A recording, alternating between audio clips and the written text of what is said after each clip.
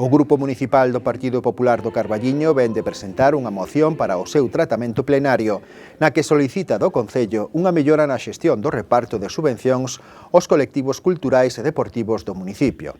Os concelleiros populares lembran que estas asociacións levan o peso da maioría de actividades no Carballiño, como é o caso do cine, teatro, fotografía, exposicións ou Semana Santa, entre outras, e son as que traballan máis e mellor polo municipio.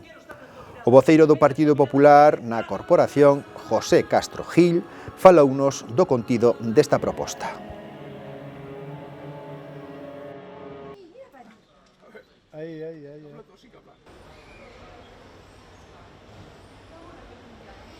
Presentamos unha moción neste seguinte pleno de maio para intentar que o Concello pague as subvencións ás diferentes entidades culturais, deportivas, montón rurais, todas as subvencións que paga diferentes asociacións de traballos que debería facer o Concello, como é a dinamización de todo, do que é a vida social, cultural, deportiva do Carballiño. Vale.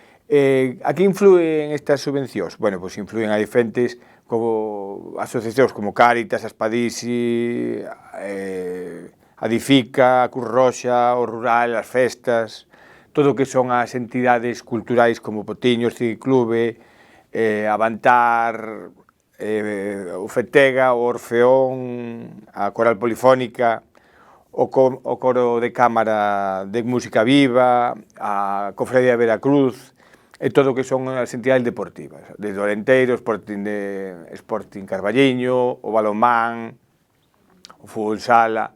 Bueno, pois todas estas asociacións que decimos están sin cobrar a día, o sea, sin cobrar nin aprobada o decreto que regula estas subvencións, porque son subvencións directas. E o orzamento deste ano, por ahora, está prorrogado.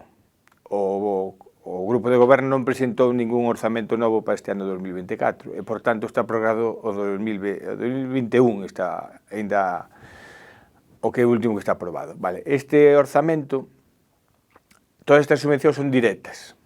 E se foran competitivas, podíanse prorrogar ano a ano, pero ser directas teñen que se aprobar por un decreto do Goberno. Nós, desde o Partido Popular, axudaríamos a aprobar este decreto que regularía a aprobación destas subvencións, pero o Concello non sabemos por que non o presenta. O que creemos que é fundamental para a dinamización da vida é darlle unha importancia a estas asociacións e que teñan un respaldo económico de moitas cousas que fan e que son moi importantes para Carballiño, pois que tuveran un respaldo económico. Que pedimos nesta moción? Bueno, pois que se respete como mínimo o importe que cobraron o ano anterior e se pode subilo porque a vida subiu bastante.